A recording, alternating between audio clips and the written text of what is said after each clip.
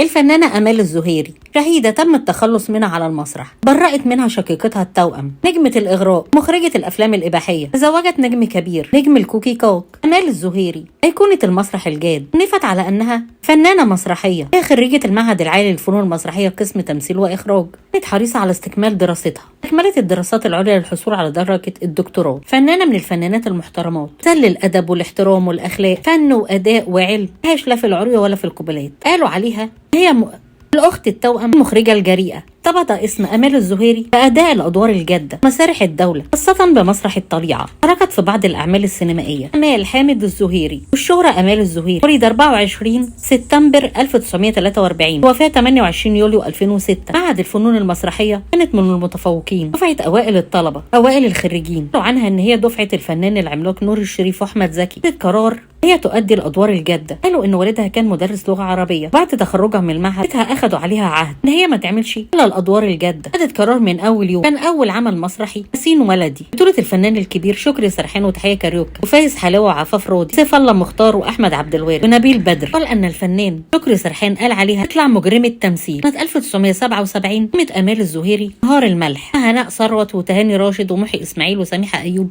وابراهيم الشامي واحسان القلعاوي واحمد بدير واحمد زكي. فتره السبعينات كانت مليانه المايوهات والبيكيني، اشتهرت فيها الفنانات يسرا وصفيه العمري وسهير رمزي. آمال الزهيري ما كانش ليها مكان بينهم. فتره السبعينات فتره صعبه جدا. تركت آمال الزهيري السينما لتتجه للمسرح، تنطلق في المسرح. قامت على المسرح سنه 1979 مس جوليا، البطوله ليها كان البطل قدامها الفنان محمد كامل، فنانه عبقريه. مسرحيه كانت اخراج سيد طوليب، ومخرج مسرحي كمان ممثل. شاركت في تمثيل سلك مقطوع وروميو وجولييت، غرفه للايجار، مسرحيه عروسه تجنن، ترجع يا زمن الحب، في التلفزيون الدراما التلفزيونيه شاركت فيه مسلسل عيله الدغري، نهار الملح، في مهب الريح، سنوات الحب، رأى وثلاث وجوه، واري بلا قيود، اوراق مصريه، فاكهة الشعراء، والفارس العاشق، واحلام الوحوش، ملحمه الحب والرحيل، بطوله جلال الشرقاوي وابراهيم خان واحمد مرعي، انور اسماعيل وحمدي غيث وهناء ثروت وصلاح السعدني. اما في السينما شاركت في افلام السيدس والنساء، زعليق، مخرجه ايناس الدغيدي، دقة زار، حكم اخر الجلسه، ليله سكوت غرناطه، بيت عبد الله غيث، مثل فيها دور غسان الغساني. المسلسل بطوله عبد الله غيث وسميره عبد العزيز ومحمد وفيق وعبد العظيم عبد الحق، شاكر عبد اللطيف، امينه رزق، رغده. من اخر دور ليها سلته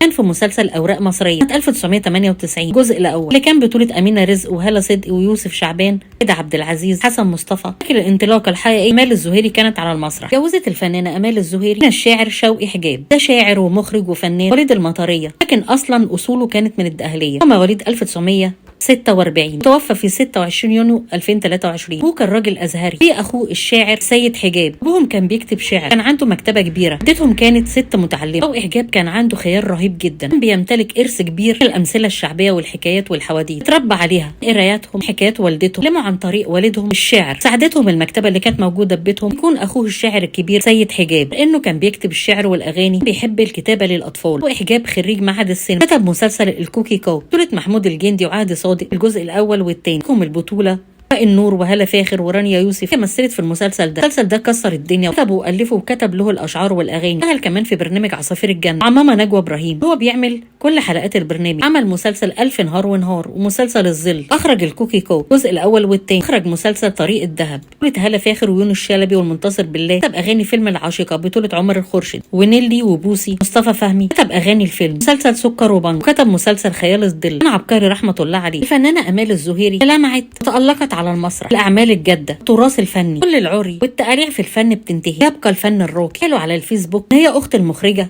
الجريئه ايناس الدغيدي، ملكه الافلام الاباحيه. الحقيقه ان هي ملهاش اي علاقه بيها، ان كان فيها شبه كبير جدا ما كانت ايناس الدغيدي صغيره، نفس ملامح الوش تقريبا. هنشوف ايناس الدغيدي في فيلم افواه وانارب، ناس اختلط بيهم الامر، قالوا ان هي اخت ايناس الدغيدي. طلعت ايناس الدغيدي اتبرأت منها، قالت لا دي مش اخت. الفنانه الكبيره آمال الزهيري امتداد لسيده المسرح العربي سميحه ايوب وامينه رزق، يستغلها المنتجين والمخرجين استغلال الصح. ليها دور جميل جدا في مسرحيه عروسه تجنن مع صاحبه السعاده اسعاد يونس. توفيت آمال الزهيري يوم 28 يوليو 2006 عن عمر 63 سنه. تركت لنا ارث فني محترم، تراث مسرحي محترم، ربنا يرحمها ويتغمدها بكامل الرحمه والمغفره. لو عجبكم الفيديو ما تنسوش لايك واشتراك في القناه. اختكم محتاجه دعمكم، بتمنى منكم مزيد من الدعم. اترككم في رعايه الله وامنه وامانه. ما تنسوش لايك واشتراك في القناه. اشوفكم الفيديو الجاي باذن الله. السلام عليكم ورحمه الله وبركاته.